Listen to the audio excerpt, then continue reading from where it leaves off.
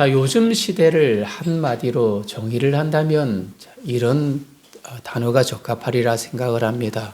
투자라는 것이 좀 적합하리라 생각합니다. 남녀노소 젊은 사람이건 또는 연세를 드신 모든 분들이건 투자의 열풍 그 속에 담겨져 있는 그런 삶을 거니는 것 같습니다. 주식이든 그것이 땅이든 또는 그것이 주택이든 투자하여서 자산을 증식하는 시대라고 생각합니다. 지식이나 정보를 하나의 재산으로 보는 것이 타당한 시대가 되어졌죠. 과거에는 그것을 조금 좀 곁눈질하거나 혹은 꺼림직한 그런 모습으로 보곤 했습니다만 지금은 그 누구도 그것을 부정적인 의미로 받아들이진 아니하고 긍정적으로 그것 역시도 하나의 그런 지식이라는 것, 정보라는 것이 하나의 재산과 같은 하나의 그 모습으로 보는 시대를 우리는 걷고 있습니다. 그래서 모두가 타당하게 투자하고 또 타당하게 그 모든 것들을 결실을 위해서 노력한다면 의미 있는 것이다라고 생각합니다. 그래서 정당하고 공정한 투자라면 얼마든지 환영하는 시대죠. 대학교에서 한 무리의 학생들이 주식 투자 동아리를 만들었습니다. 처음에는 아주 순수한 목적으로 아이들이 모여서 공부도 하고 또 소량이지만 대학생들이라 큰 자산이 있는 것 아니잖아요. 그래서 소량의 그 금액을 가지고 투자도 했습니다. 그래서 함께 공부하고 성장하자는 취지였습니다. 그런데 동아리 안에 한 친구가 있었는데 그는 혼자 몰래 정보를 빼돌려 미리 주식을 매수한 뒤 동아리 안에서는 친구들에게 이 종목 괜찮아. 내가 추천을 받았어. 그렇게 이야기하면서 공유를 했습니다. 그 정보는 사실이었습니다. 하지만 투자 후 수익을 내고 나서 투자를 하면 또 반드시 수익을 내 손에 돈이 쥐어지기 위해서는 그것을 어떻게 해야 합니까? 매도를 해야 되지 않습니까? 매도하는 그 타이밍을 친구들에게, 그런 동아리 친구들에게 그 정보를 공유했을까요? 공유하지 않았을까요? 공유하지 않았습니다.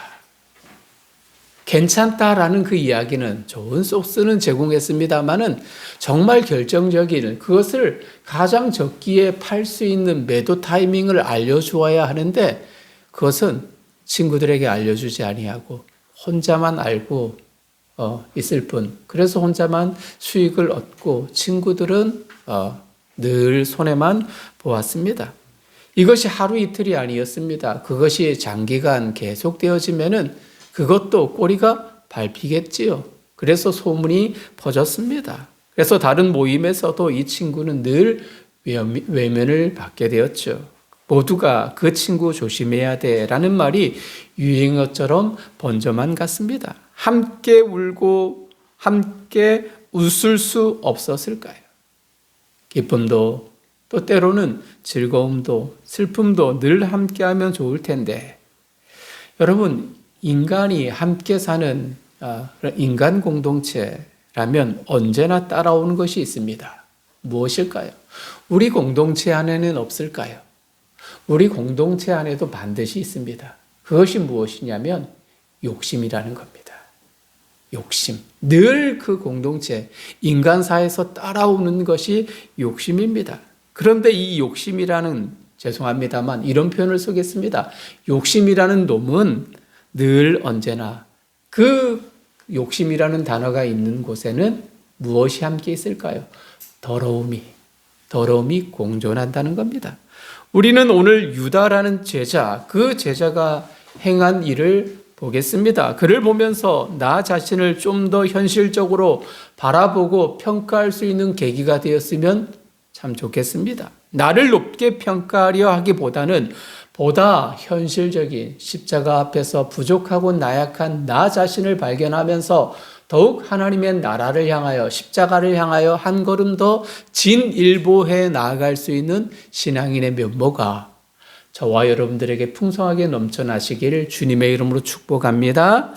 자, 먼저 하나의 주제는 이것입니다. 나도 우리도 주님을 팔 가능성이 있다라는 사실을 여러분 각인하기를 간절히 원합니다. 가룟 유다는 가장 친밀한 애정의 표시를 통해서 가장 치사한 배신을 실행에 옮겼습니다. 그리고 예수는 흉악범처럼 체포되는 수모를 겪었습니다. 잠깐 가벼운 저항이 있었으나 분위기에 압도되어져서 그 공포에 사로잡힌 채 제자들은 산산이 흩어져 버리죠. 어떤 제자는 급히 도망가는 바람에 아무런 옷도 입지 못하였다라는 표현할 정도로 그 상황들이 급박하게 진행이 되어졌습니다. 이 청년이 누구인지에 대한 구구한 해석이 많지만 상황이 아주 갑작스레 일어났다라는 것은 사실이겠죠. 이는 구약 아모스가 예언했던 그 말씀 그대로 그 상황이 벌어진 겁니다. 아모스 2장 16절에 이런 표현이 있습니다. 용사 가운데 그 마음이 굳센 자도 그 날에는 벌거벗고 도망하리라. 아주 급한 상황이 일어나면 그 신뢰하고 믿었던 그 사람을 송두리째 모른다 하며 버리고 도망하는 그런 상황이 연출될 것이다. 아모스 선지자는 이 사실을 그대로 예언하여서 기록했습니다. 여러분, 이 모든 그런 상황들을 연출했던 그리고 그 결과가 나타나도록 이끌어갔던 그 소행의 주범이 누구일까요? 우리는 그 사람의 이름을 다 알고 있습니다. 12 중에 하나, 예수를 파는 자. 항상 이 제자의 이름 앞에는 이런 수식어가 따라다닙니다. 배신자 유다. 가장 악랄하고 가장 인성이 나쁜 제자 유다. 이렇게 우리는 생각합니다. 이 사람의 행위가 얼마나 비열한지를 나타내기도 하지만 우리가 사랑하는 주님이 얼마나 비극적으로 그렇게 믿고 믿었던 제자에게 배반을 당했는지를 보여주기에 충분합니다. 오늘 성경은 입을 맞출 때라는 표현을 쓰고 있습니다. 여러분, 서양에서는 아주 일상적인 행위죠. 아주 친근한 사이, 그리고 또 아주 뭐랄까요, 사제간에 그런 애정의 표현을 쓰곤 합니다. 물론 이 그런 동양에 살고 있는 우리는 예의라는 그 자체를 가장 최고의 그런 지고지존으로 알고 있는 우리의 상황에서는 조금 낯선 표현입니다만은 서양에서는 아주 친근한 사이에 가볍게 입을 맞추는 것은 일상적인 애정의 표현입니다. 이런 입맞춤이 악의적으로 이용되는 것은 비열한 배신에 대한 생생한 표현이겠지요. 또한 예의에도 어긋납니다. 스승이 제자에게 입을 맞추는 경우는 있습니다만은 제자가 먼저 스승을 향하여서 입을 맞추는 것은 아주 모욕을 주는 행동이다라고 신학자들은 그렇게 말합니다. 탄압이 있고 공포를 조장하면 가끔 동료를 배신하기도 합니다. 여러분 그렇지 않습니까? 일제강점기 때에 우리가 영화를 통해서 혹은 드라마를 통해서 그런 소재로 등장하는 것이 동료를 배반하는 독립투사들의 그 이야기를 한 영화의 그런 스토리를 만들어서 우리들에게 보여주곤 하지 않습니까? 그런 경우도 가끔 있습니다. 또 때로는 1980년대에 학생 운동을 할 때에, 그죠? 잡혀서 고문을 이기지 못해서 친구들의 이름을 버린 그런 사건들을, 그런 상황들을 우리는 왕왕 기억합니다. 그런데 지금의 상황은 그런 것과는 사뭇 같다, 틀리다는 이야기입니다. 탄압이 있었던 것도 아닙니다. 핍박이 있었던 것도 아닙니다. 회유가 있었던 것도 아니에요. 그저 평범한 저녁 식사를 나누던 그때입니다. 왜? 이유가 뭘까? 왜 유다가 그렇게 존경하고 사랑했던 스승 예수님을 배반했을까? 궁금증은 더욱 커집니다. 유다가 한 행위는 그 자신의 욕심 때문이었습니다. 마태복음 26장 14절에서 16절 말씀을 보면 그때에 12 중에 하나인 가룟 유다라 하는 자가 대제사장들에게 가서 말하되, 그가 말합니다. 내가 예수를 너희에게 넘겨주리니 얼마나 주려느냐? 그들이 은 30을 달아 주거늘, 이렇게 말합니다. 자, 그들과 타협했다는 이야기죠. 무엇 때문에? 은30이라는 물질, 돈이라는 욕심 때문이었다. 마태는 직설적으로 우리들에게 말합니다. 물질, 돈이 주된 동기였습니다. 그는 말합니다. 요즘 말로 표현하자면 얼마면 돼? 얼마면 가능할까요? 이렇게 대제사장들 앞에서 그렇게 말하는 제자였던 겁니다. 그는 제자 공동체의 회계를 담당했던 사람이지요. 돈 주머니를 담당했습니다. 물론 상당한 금액은 아니겠습니다만 그 스스로 지출을 결정할 수 있는 그런 재량이 있는 사람입니다. 권한이 있습니다. 의회에 은30이라는 그 금액으로 타협을 보았죠. 당시 은30이라는 것은 한 노예의 몸값과 같다라고 말할 수 있어요. 예수님을 단지 그 정도 값으로 팔았다는 것, 유다가 예수를 메시아로 믿지 않았다는 증거가 아니겠습니까? 아니면 몇 푼의 돈이 그의 판단을 흐리게 했을 수도 있을 거예요. 또 다른 동기가 있는데 첫 번째는 욕심이라는 것 때문이었지요. 또 다른 하나는 예수님에 대한 실망감 때문이었습니다. 실망. 당시 유대인들은 메시아가 나타나면 강대국, 대제국 로마를 무찌르고 나라를 회복시켜 줄 것이라고 기대했습니다. 하지만 주님은 오히려 겸손, 사랑, 자기 희생을 말했고, 그리고 그들이 꿈꾸는 정치적 반란도 모색하지 않았습니다. 그래서 유다는 스승을 정말 극단적으로 몰아가면 예수님이 정치적 메시아의 기질을 발휘할 것이다. 이렇게 그들은 그 스스로 상상력을 발했던 겁니다. 그러면 자신의 공이 가장 크게 주목받으리라라는 헛된 공상을 했던 겁니다. 여러분, 무엇이든 돈이든 혹은 잘못된 판단이든 유다의 마음에는 인간 세상의 욕심이 가득했음에 틀림이 없습니다. 그리고 그 욕심이 믿음이 없는 선택을 하게 만들었습니다. 결과는 예수님이 체포되었습니다. 고문당했습니다. 십자가에 못 박히는 사건의 직접적인 계기가 되었단 말이지요.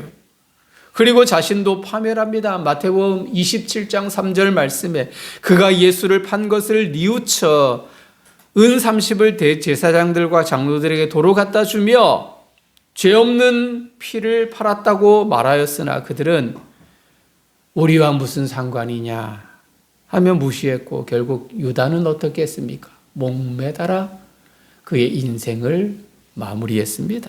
잠깐의 뉘우침이 있었지만 진정으로 십자가를 향하여서 회개의 눈물이 없었다라는 것을 우리는 발견합니다. 그리고 제자 공동체는 어떻게 되었습니까?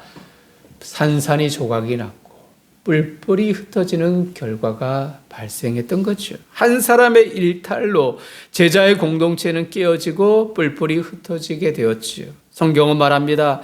야고보서 1장 15절에 욕심이 잉태한 즉 죄를 낳고 죄가 장성한 즉 사망을 낳느니라 이렇게 말합니다. 우리는 우리 자신에 대해서 어떤 생각을 품고 있습니까? 참 낙관적인 생각을 갖고 있습니다. 내 신앙, 내 믿음, 내 신앙적인 걸음 그것에 대해서 그 어떤 사람이 평가를 하든 나는 아니야 라고 그렇게 모두들 이야기를 합니다. 서로에 대한 비난도 많은 비난들이 일어나지만 나는 아니야. 너는 그렇게 결정하고 그렇게 말하는지는 모르겠지만은 나는 아니야. 이렇게 말합니다. 그 상황에 우리가 있다면 사랑하는 성도님들, 유다처럼 되지 않으리라는 장담을 할 수 있을까요? 나는 유다처럼 그렇게 되지 않을 거야. 그렇게 장담할 수 있는 사람 과연 이 자리에 있습니까? 욕심에 이끌리든 아니면 자신을 합리화하던 말입니다. 이런 일련의 이야기들이 있지 않습니까? 비밀을 보장하며 자신의 이야기를 어렵게 상담했는데 우리는 입이 근질근질합니다. 그리고 그 입의 근질근질거림을 참지 못하여서 다른 사람들에게 말하기 시작합니다. 야, 비밀이야. 너만 알아야 돼. 너만 알아야 돼. 너는 입이 무거운 사람이라 내가 말해주는 거야. 이렇게 말하곤 하지 않습니까? 여러분, 우스갯소리도 있잖아요. 여자 3명이 커피숍에 앉아서 차를 마시면 절대 화장실을 가지 말라, 이런 이야기를 하잖아요. 왜요? 화장실을 가면, 그 자리를 비우면 두 사람이 반드시 그 한 사람의 약점을 이야기한다. 그래서 화장실을 절대 가지 말라, 그런 우스갯소리도 있는 것이지요. 아주 간단한 이야기지만 죄의 굴레에서 벗어나지 못하는 인간의 나약함, 우리의 나약함을 말해주는 것 아닐까요? 우리도, 이렇게 설교하는 저도 유다가 될 수 있습니다. 그래서 성령의 도우심을 늘 구해야 합니다. 어떤 상황에서도 내 욕심과 내 지위와 내 명예보다 십자가 예수 그리스도를 먼저 생각하고 그 십자가를 바라보며 자만하지 아니하고 겸손하게 가능성을 인정하며 주님을 더욱 의지하는 훈련과 그런 삶을 살아갈 수 있도록 성령 하나님이여 나를 도우소서. 이렇게 기도하며 나아가는 늘 사랑의 모든 식구들 되시길 주님의 이름으로 축복합니다. 두 번째는 우리도 거짓된 명예를 추구할 수 있는 사람입니다. 명예 좋잖아요. 그런데 그 명예가 건전하고 정당성 있는 명예가 아니라 포장되어 있는 그 명예를 추구할 수 있는, 그리고 그런 가능성이 있는 존재가 바로 나 자신이다라는 사실을 인식할 필요가 있습니다. 명예가 실추되고 사라지면 언제든지 우리는 그 자리를 떠날 수 있는 존재입니다. 본문의 이야기는 예수를 잡으려고 동원된 무리가 얼마나 되는지를 우리들에게 명확히 알려줍니다. 자, 볼까요? 자, 대제사장이 있습니다. 대제사장, 그리고 서기관들이 있고요. 그리고 장로들이 그 안에 포석이 되어져 있습니다. 그리고 또 한 부류의 사람들이 있는데 파송된 무리입니다. 그리고 군인들입니다. 자, 대제사장, 서기관, 장로들, 이들은 대개 사내들인 공회의 사람들입니다. 대략 한 70여 명 정도 됩니다.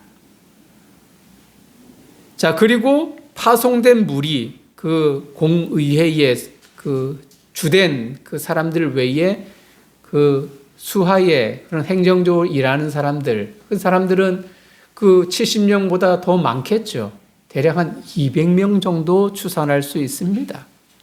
자, 그리고 누가복음 22장 52절, 요한복음 18장 3절 참고해 보면 군대와 대제사장들에게서 파송된 아랫사람들이라는 표현을 쓰고 있습니다. 이미 종교 지도자들은 당시 총독이었던 누굽니까? 본디오 빌라도, 그에게 명절 기간 치안 유지를 위해서 예루살렘의 군대를 주둔해 줄 것을 요청을 합니다. 그리고 소요의 기운만 있으면 언제든지 군대를 출동시켜 달라고 요청한 상황입니다. 군대에 해당되는 헬라어 단어를 보면 당시 군대 단위인 600명 정도의 중대급 부대 용어를 사용하고 있습니다. 그리고 요한복음 18장 12절 말씀을 보면 그 가운데 파송된 그 사람들 이름 가운데 어떤 이름이 등장하냐면 천부장의 이름이 등장합니다. 그 군인들 사이에 천부장의 이름이 등장해요. 여러분, 천부장이 어떤 직책입니까? 로마 군인의 고위 관료거든요. 장교거든요. 1000명의 군인을 동원할 수 있는 능력과 재량이 있는 사람입니다.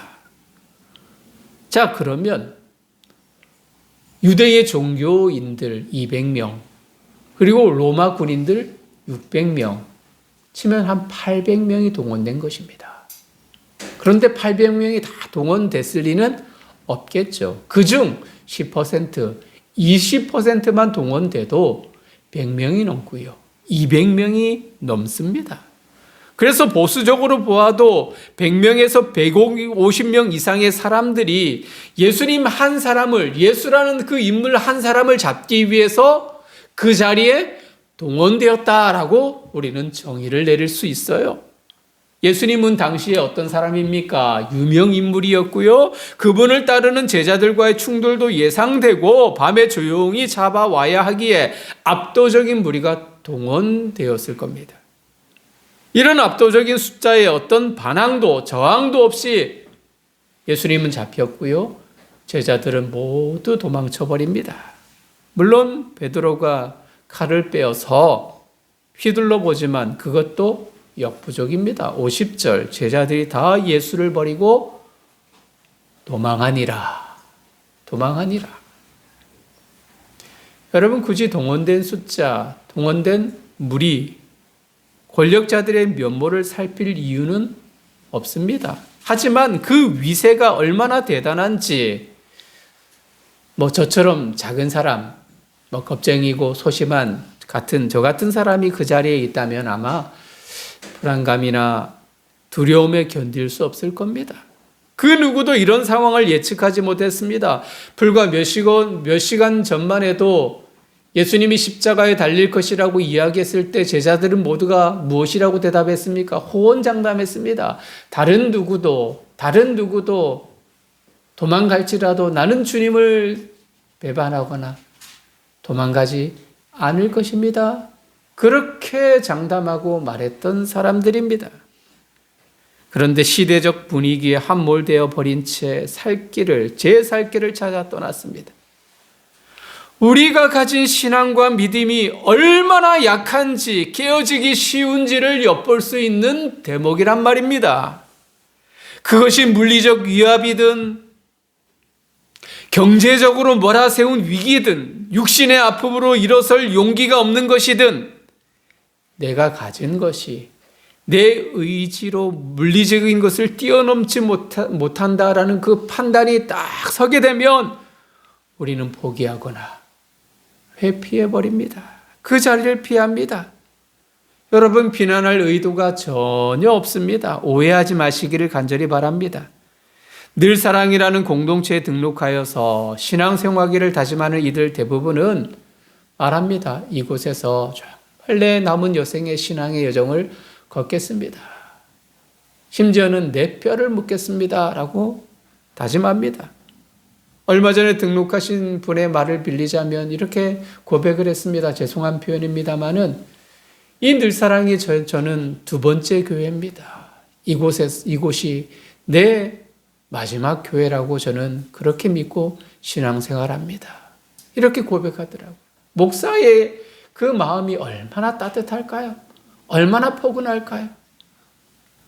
그 고백이 변하지 않기를 간절히 바라는 마음이지요. 하지만 불행하게도 자신의 위치, 나름 지켜야 할 것이 무너지거나 지켜 세워주지 않는다면, 남들이 지켜 세워주지 않는다면, 남들 관계가 불편해지면 떠납니다. 대접받지 못한다라고 느끼면 언제든지 떠나는 것이 사람들의 모습인 거예요.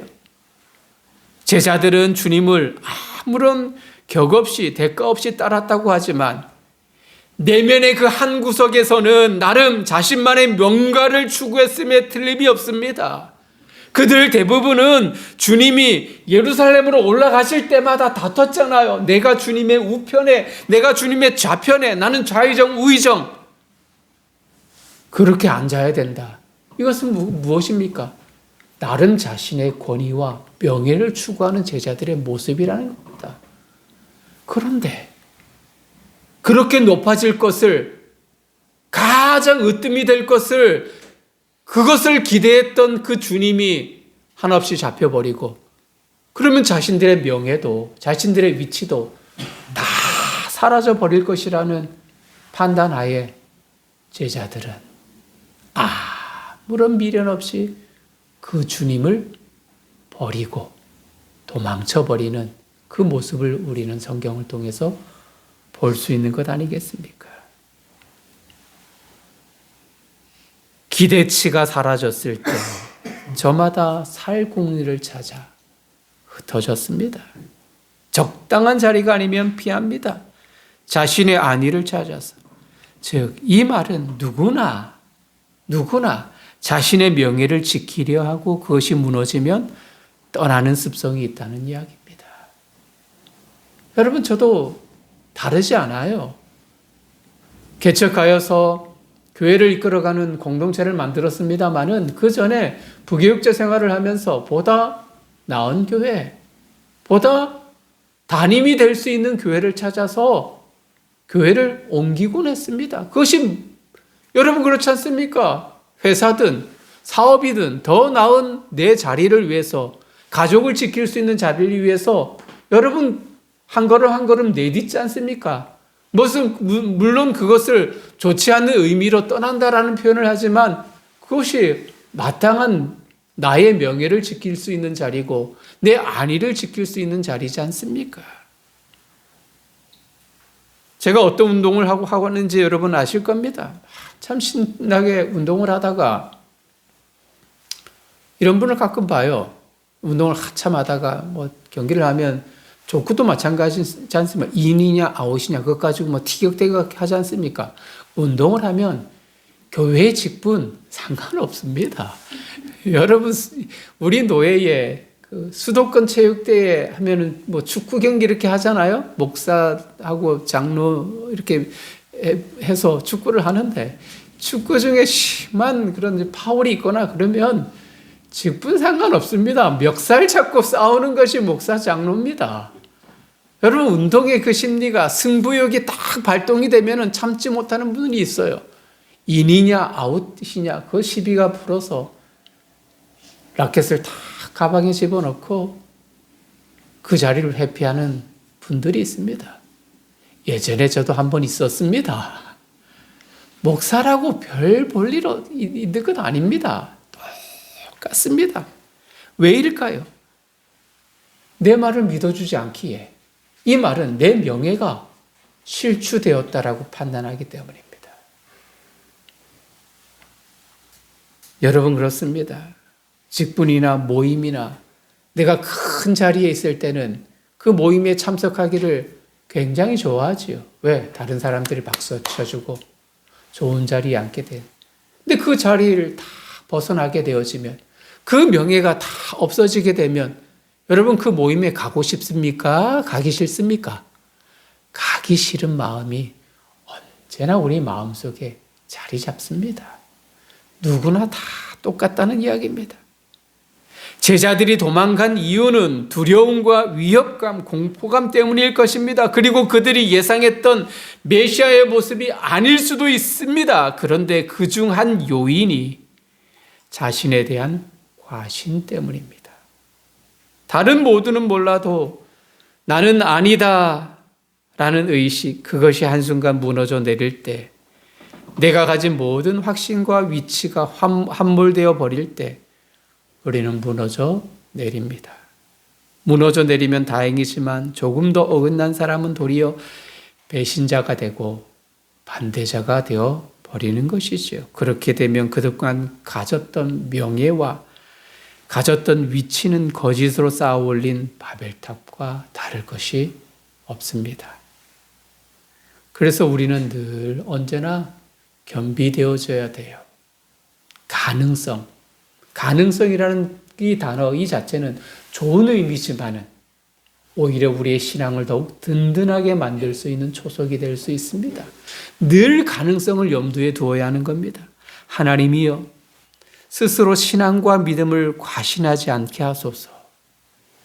쌓아 올린 내게 주신 모든 것은 주님 것이오니 주님 것이오니 부하든 가난하든 그것이 사라지든 언제나 주님을 신뢰하게 하옵소서. 욕심에 사로잡혀서 내 명예에 사로잡혀서 그 모든 것이 사라질 때 주님을 배반할, 주님을 버릴 가능성이 내게 있사오니 주여 언제나 그 가능성을 생각하며 성령 하나님이여 내 마음을 살피사 그것에 함몰되지 않는 신앙인으로 서게 하옵소서. 이런 기도가 우리 안에 필요한 것입니다.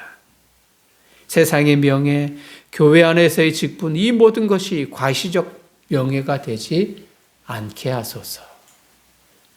사랑하는 성도님들, 진실한 영적 준비, 신실함이 내 안에 있어서 거짓되고 헛된 명예, 자리 혹은 그릇된 신앙을 버리시고 순수한 열정으로 무장하는 나도 가롯 유다가 될 수 있다라는 가능성을 항상 염두에 두셔서 그 모든 잔재를 없애버리는 데에 성령 하나님을 더욱 의지하고 바라볼 수 있는 진실한 신앙인들 되시길 주님의 이름으로 축복합니다.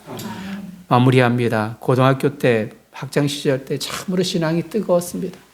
여러분 신앙 뜨거웠을 때가 있잖아요. 순수한 열정을 가질 때. 그러면 다른 사람 눈에 보이지 않습니다. 항상 성경책 탁 끼고 교회 오는 것이 얼마나 즐겁습니까? 길에서 만나는 사람들에게 예수천당, 우리 교회 좋습니다. 우리 교회 목사님 너무 좋습니다.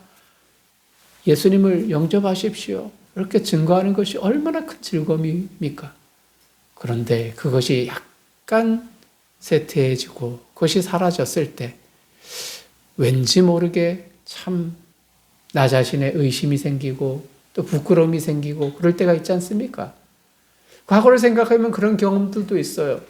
지금은 목사가 되었습니다마는 한참 신앙의 열정이 뜨거웠을 때 하고 좀 많이 식었을 때 하나의 그런 예를 들자면 이런 것이 있죠.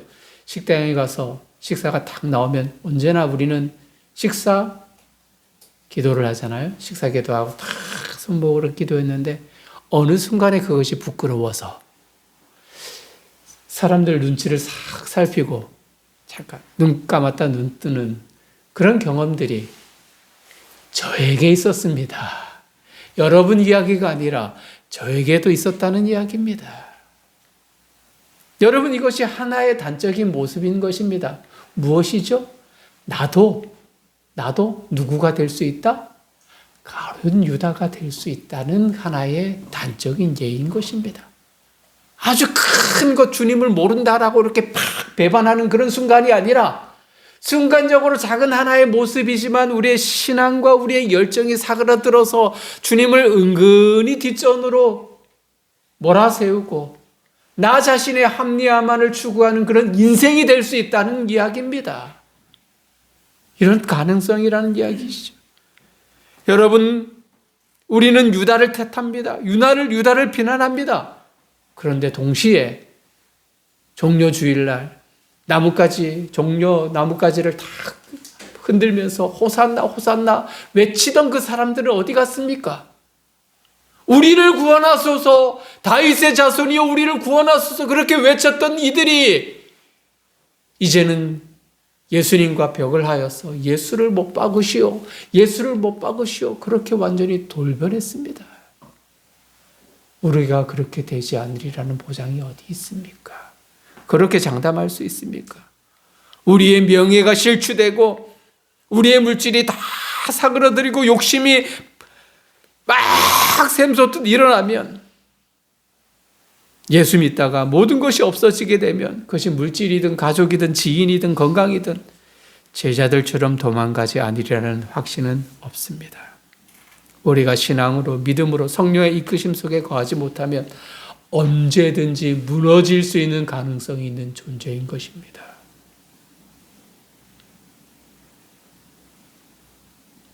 무너져버린 유다 제자들을 보면서 이 시간 성령님의 인치심과 깨달음과 결단이 있기를 바랍니다.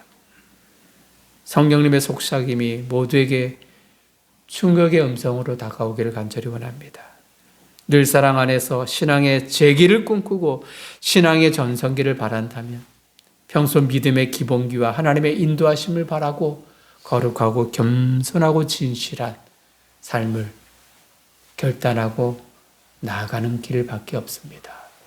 나 자신의 결단과 더불어서 성령 하나님의 도우심을 간절히 바라 주님과 함께 영원히 하나님의 나라를 걸어갈 수 있는 신앙인이 되게 하소서. 늘 기도하며 겸비하는 인생이 되시길.